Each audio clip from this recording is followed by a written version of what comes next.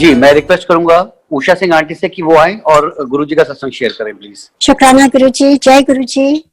बहुत बहुत गुरुजी का थैंक यू एंड ये मौका दे रहे हैं गुरुजी। जब भी ये मौका मिलता है मुझे अंदर से इतनी खुशी होती है कि अपने गुरुजी का गुणगान करना ही मेरा ध्येय बन गया है लाइफ का। और मैं कोशिश करती हूँ कि जितने तक जो मेरे एक्सपीरियंसेस है वो संसार में जहां जहां पहुंचे उनको जिनको भी हेल्प मिल सके उससे, तो मेरा जीवन ये सफल ही हो जाएगा। क्योंकि गुरुजी खुद कह के गए मुझे कि तू अब जहां जाओ उठे अपना सत्संग सुना, अपना भी कल्याण कर, दूसरे का भी कल्याण कर। तो ये गुरुजी की ही सेवा उनकी बख्शी हुई है जो मुझे लगता है मुझे सारी जिंदगी यही करना है। और किसी चीज में कोई इतना सुख, इतना सुकून, इतनी खुशी नहीं मिलती है। तो मैं ये कुछ क्षण गुरुजी के साथ जो बिताए कुछ बताना चाहती हूँ संगत को कि गुरुजी जब एम्पायर स्टेट में बैठते थे तो किस तरह से इतनी दूर दूर तक सुगंध आने लगती थी। वहां पहुंचने से पहले आप पार करते हैं वहीं से आपकी सुगंध आने लगती थी गुरुजी की। और आप जैसे जैसे पास पहुंचते थे लगता था जैसे हम भगवान के पास जा रहे हैं और वो हमारा अंतर्मन साफ करते जा रहे हैं। क्योंकि आपको भगवान को देखने के लिए भी तो अपने अंदर सफाई होनी चाहिए और उनको समझने के लिए और उनको वो सुगंध लेने के लिए भी हमें क्षमता होनी चाहिए। क्योंकि बहुत लोग होते थे उनको स्मेल नहीं आती थी। I don't know, it's up to Guruji. किसी को आती थी, किसी को नहीं आती थी, पर वो इतनी ओवरवेलमिंग जो सुगंध थी गुरुजी की। और कभी कभी वो चेंज भी हो जाती थी। एक बार चेंज हो गई थी और मेरे हस्बैंड ने गुरुजी से पूछा भी था कि गुरुजी ये चेंज हो गई है। तो गुरुजी ने कहा बहुत डिफरेंट डिफरेंट सुगंध होती है।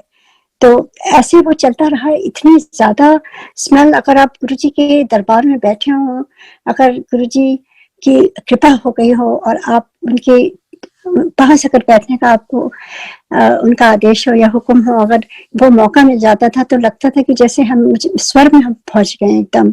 बिल्कुल ऐसा लगता था कि हमारे पूरे बॉडी से, हाथों से, बालों से, सबसे सुगंध आनी शुरू हो जाती थी। क्योंकि वो गुरुजी की डिविनिटी थी। वो गुरुजी का इतना ज्यादा उनमें पावर थी। वो आप उनके पास बैठने से, जैसे कहते हैं ना कि अगर आपको ठंड लग रही है तो आप आग जला के बैठ जाओ, आपको उसको छूना थोड़ी ना है। आप उसके पास बैठोगे आपको उसकी गर्मी मिलेगी।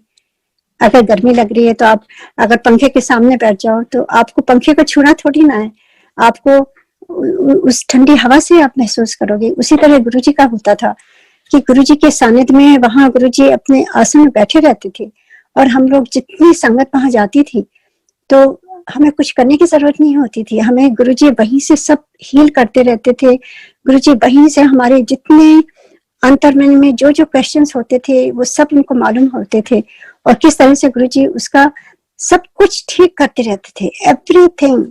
इसलिए कहते थे गुरुजी मेरे से मांगो नहीं, क्योंकि एक बार गुरुजी ने यही सिखाया था कि मांगो नहीं मेरे से, मुझे सब कुछ मालूम है तुम्हारे बारे में। एंड उसके बाद मैंने उनसे एक क्वेश्चन किया था, गुरुजी मैं आप ही को मानती हूँ, कैसे मैं रहूंगी बगैर बात करे? वो कहते हैं नहीं, टेलीपैथी से बात करेंगे। तो ये एक स्पिरिचुअल जर्नी गुरुजी ने एक एक स्टेप करके उन्होंने समझाया। शुरू में तो गुरुजी ने बहुत बातें करी क्योंकि हम नए थे, हमें नहीं समझ थी। तो गुरुजी ने हमें सिखाया एक बच्चे की तरह, क्लास में जैसे होता है। गुरुजी ने एक एक एक्सपीरियंस दे करके धीरे धीरे धीरे धीरे एक एक चीज समझाई। तो मैं संगत जी से यही कहूंगी कि आप प्लीज, आपको किसी से भी बात करने के लिए कुछ भी पूछने की जरूरत नहीं है। गुरुजी ने खुद कहा है मेरे से कि मेरे से डायरेक्ट कनेक्शन करो। जब तुम ध्यान में बैठोगी टेलीपैथी से मैं सारा आंसर तुमको दूंगा। और मेरे स्वरूप को स्वरूप ना समझो, जितने मेरे स्वरूप होती है, फोटो होती है, उतनी मैं होता हूँ।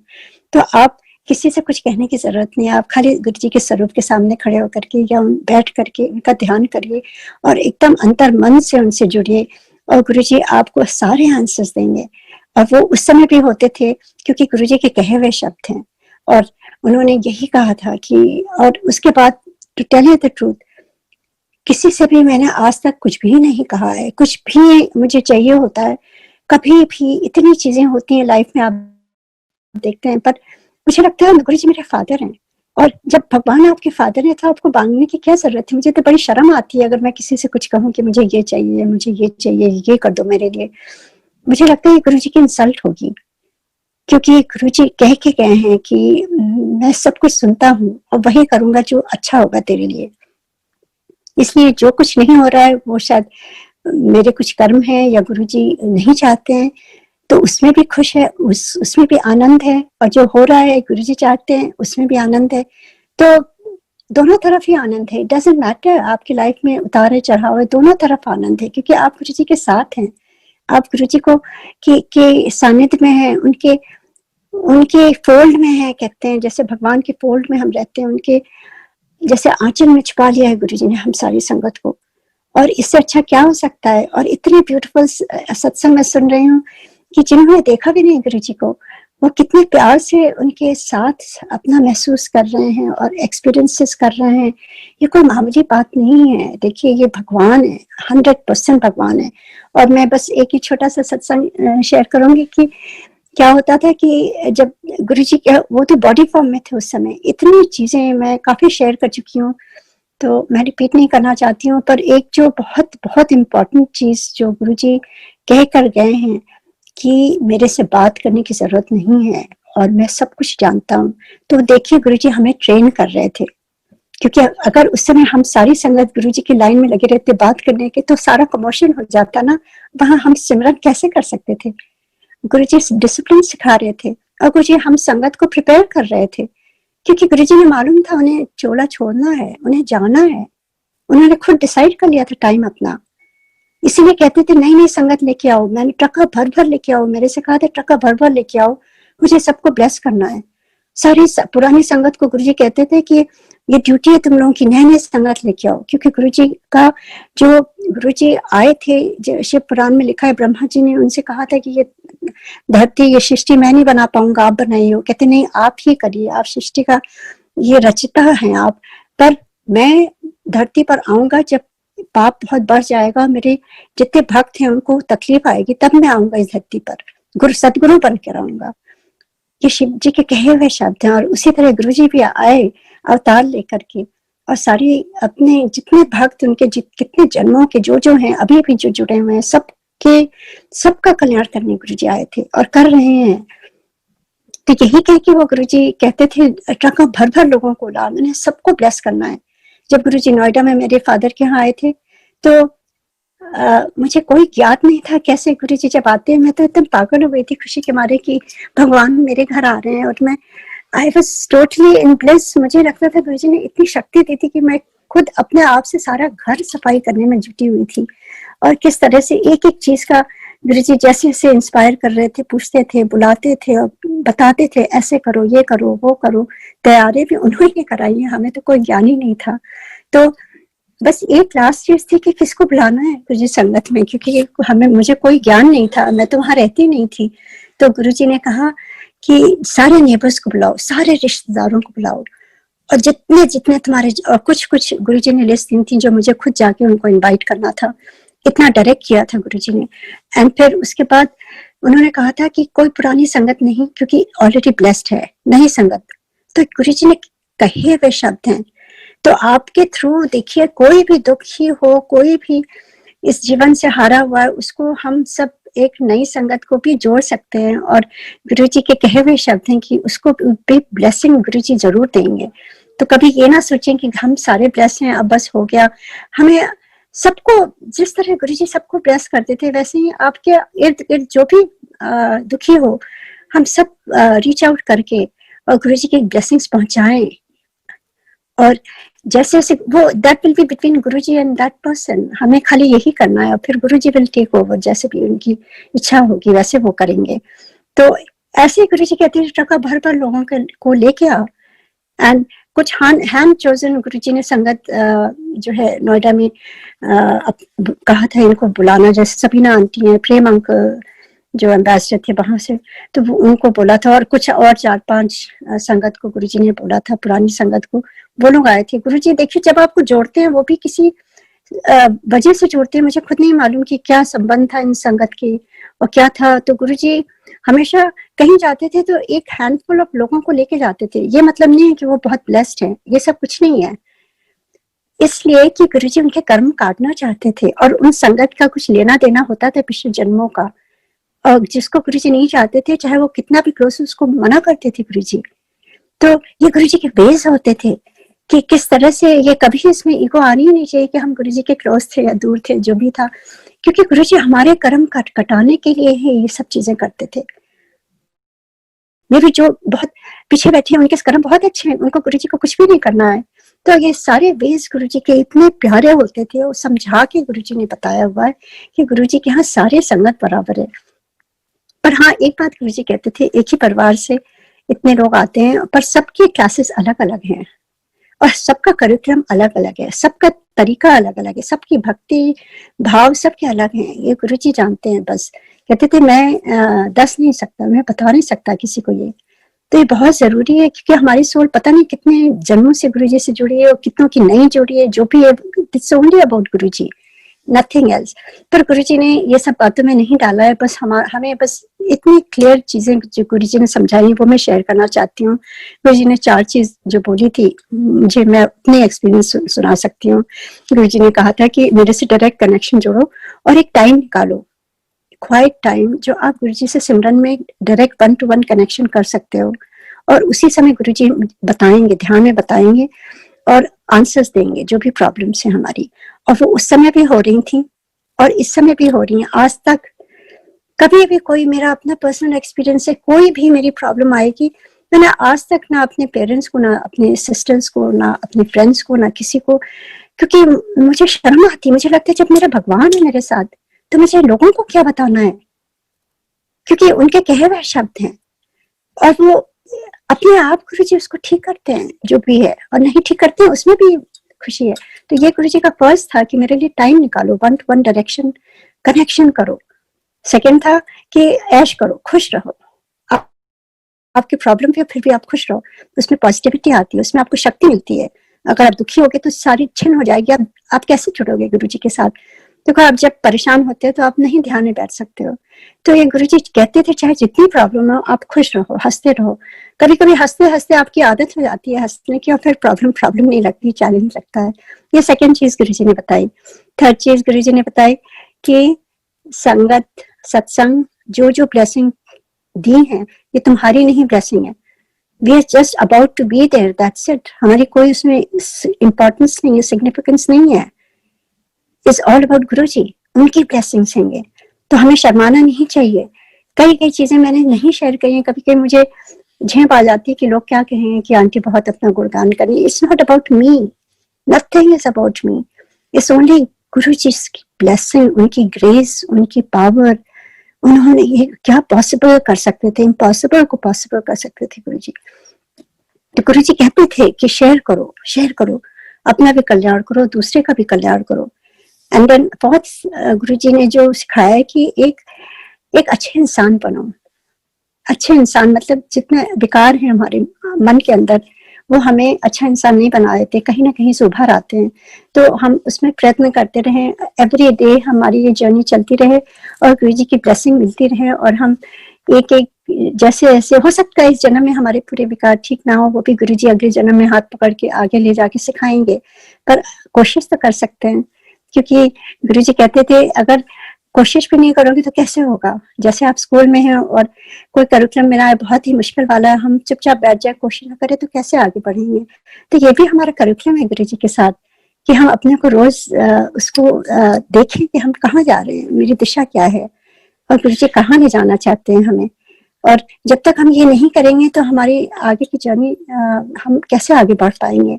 क्योंकि देखिए बहुत अच्छा है सत्संग सुनना, पर एक जैसे मैंने कई बार कहा है, आप एक डायरी बना लीजिए। जो भी आपको सत्संग अच्छा लगता है कोई नोट्स पॉइंट कर लीजिए और लिख लीजिए और रिवाइज करिए, क्योंकि ये हमारा क्लास है, ये सत्संग का क्लास है। ऐसे नहीं सोचिए ये टाइम पास हो रहा है, एंटरटेनमेंट है, वो आंटी ने अच्छा सुनाई, आंटी ने 10 दिन बाद कोई पूछे तो आपको याद ही नहीं आएगा, हाँ बड़ा अच्छा था पर मुझे याद नहीं है। ये होता है, मेरे साथ भी होता है। और इसीलिए बहुत जरूरी है कि जैसे हम क्लास में होते हैं, कॉलेज में होते हैं, यूनिवर्सिटी में होते हैं, पीएचडी कर रहे हैं, जो भी क्लास में हम हैं उसी क्लास के हिसाब से हम अपने नोट्स बनाते हैं और गुरुजी की बातें एक चीज हम लिखें और उस पर विचार करें और एक हफ्ते में एक ही विचार करें और उस पर हम अमल करें अपने को। ये गुरुजी के वेज बताए हुए हैं, दिखाए हुए हैं, क्योंकि गुरुजी तो एवर फॉरगिविंग है, वो कभी नहीं हमें कोई पनिशमेंट देते हैं, वो तो हमें अपना जीवन का सुधार करने का मौका देते हैं, अभी भी दे रहे हैं। ये इतना ब्यूटीफुल टाइम दे रहे हैं हमें सुधार करने के लिए, ये सुधार करने के लिए टाइम है। खाली ये एंटरटेनमेंट का टाइम नहीं है कि हम आराम से बैठे हैं घर पर, फिर भी हमारे अंतर्मन में ये एक जिज्ञासा होनी चाहिए कि हमारे जीवन कैसे बेटर हो सकता है, हम कैसे औरों को भी अपने साथ जोड़ कर हाथ पे हाथ पकड़ करके आगे बढ़ा सकते हैं। ये नहीं कि सेल्फिश बन जाएं, जो हमारे पास ज्यादा सरप्लस गुरुजी ने दिया है शेयर करें उसके साथ, चाहे हमारी ब्लेसिंग्स हो चाहे जो भी हो आपके पास, आप शेयर करिए। गुरुजी शेयर करने में बहुत कहते थे, ब्लेसिंग्स भी शेयर करो, सब कुछ शेयर करो, कोई दुखी है उसको उससे शेयर करो, अगर कुछ नहीं कर सकते हो तो थोड़ा टाइम दे दो, उसके साथ प्यार से दो बोल लो। तो ये सारी चीजें गुरुजी की कही हुई हैं। लास्ट में बस एक सत्संग एकदम से गुरुजी याद दिला रहे हैं जो मैं भूल जाती हूँ, हमेशा भूली हुई थी। एक बार यही सैटरडे की बात है, गुरुजी ने चोला छोड़ दिया था और गुरुजी हम सारे एक मेरे हस्बैंड का कोई कोलीग, कोई अमेरिकन था, कोई काम करने किसी पता नहीं किसी चीज के लिए मेरे हस्बैंड के पास आए थे, तो वो लोग नीचे उनके ऑफिस में वहां बैठे हुए थे और वो ऑल ऑफ सडन, अमेरिकन से वेरी क्लोज, वो कभी अपनी पर्सनल चीजें शेयर नहीं करते हैं। तो उन्होंने पता नहीं कैसे मेरे हस्बैंड से कहा कि कुछ बातें होने लगी कि जो है we be married for 5-6 years and we don't have a child, एंड ऐसे बोलने लगे। तो वो उन्होंने कहा कि ओके यू नो यू, ऊपर आए मेरे से कहते उषा तुम चाय प्रसाद बना दो और मैं, इसको बहुत प्रॉब्लम है, इसको दे देंगे गुरुजी, इसको भी कल्याण करेंगे। सो आई डिड दैट। और फिर पता नहीं क्यों my husband is not like that, but I don't know how he told him कि तुम्हें 3 बार यहाँ आना है और 4 प्रसाद पीना है, जबकि कोई इसका रूल नहीं है। प्लीज उस भ्रम में ना रहें। It was just whatever he said at that time. तो क्योंकि हम इससे निकलना चाहते हैं, कोई भी भ्रम में ना रहे कि 3 बार ये करने से ये हो जाएगा, कुछ भी नहीं है, इट जस्ट हैपेंड। तो और ये याद दिलाए तो मैं शेयर कर रही हूँ, तो कभी कभी मैं शेयर भी नहीं करती ये सब चीजें। तो वो बंदा, और उसको कुछ काम था तो 3 बार उसे आना ही पड़ा, ये नहीं कि उन्होंने कहा था इसलिए आया, वो अपने से ही आया 3 बार। गुरुजी ने बुलाना रहा होगा या उस मेरे हस्बैंड के मन में डाला होगा गुरुजी ने, जो भी रहा होगा, आई डोंट नो। तो 3 बार आया एंड 3 बार उसको गुरुजी के बारे में कुछ भी नहीं मालूम था, ना हमने बताया।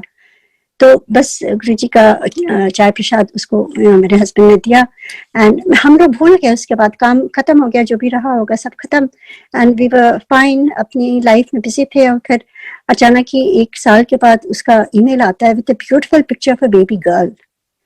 कहता है कि I am so thankful I talk to you, I don't know, looks like it was a blessing that happened, we are blessed with a baby girl after 7 years। तो आप समझ सकते हैं कि गुरुजी कितने दयालु हैं हमारे गुरुजी। मतलब किस तरह से, किसके थ्रू, आपके किसी के थ्रू वो गुरुजी सब कैसे कल्याण करना चाहते हैं। तभी वो कहते थे कि नहीं संगत को लेके आओ, मैं सबका कल्याण करना है। और एक बार गुरुजी ने ऐसे दिखाया मुझे कि गुरुजी, और मैं परेशान हो जाती थी, मैं कहती हूँ मैं गुरुजी का हुक्म बहुत मानती हूँ, मैं चाहती हूँ एक एक वर्ड उनका फॉलो करूँ, पर मुझे लगता था गुरुजी मैं कहाँ से लेके आऊँ ट्रक भर लोगों को, मैं ये कर नहीं पा रही थी, मुझे समझ नहीं आ रहा था मैं कैसे लेके आऊँ। मैं तो दिल्ली में इतने लोगों को जानती हूँ, तो अपने रिश्तेदारों को सबको लेके जाती थी और कभी कभी 45 लोग हो जाते थे, दोनों तरफ की फैमिलीज। गुरुजी बहुत खुश होते थे। एंड ऐसे एक दिन ड्रीम में गुरुजी ने दिखाया कि मैं अपने किचन में खड़ी हूँ, सामने देखती हूँ तो एक बड़ी सी ट्रक आती है, बड़ी सी बस ट्रक जैसी भी हो, उसमें से ऐसी संगत निकलती आ रही है, उतरती आ रही है, और वो चली आती है अंदर घर में। और मैं अकेली हूँ, मैं सोचती हूँ मैं इनको बैठ के सत्संग करूँ कि इनको लंगर क्या करूँ, मुझे समझ नहीं आता है। पर सत्संग गुरुजी हमेशा करवाते थे, तो मैंने उनको बैठाया, सत्संग ही करती जा रही हूँ। बहुत लोग नए, मुझे नहीं मालूम कौन है। एंड जब सत्संग खत्म होता है तो मैं कहती हूँ गुरुजी आपका कुछ इनको प्रसाद भी, मैं क्या करूँ, मुझे तो टाइम ही नहीं मिला।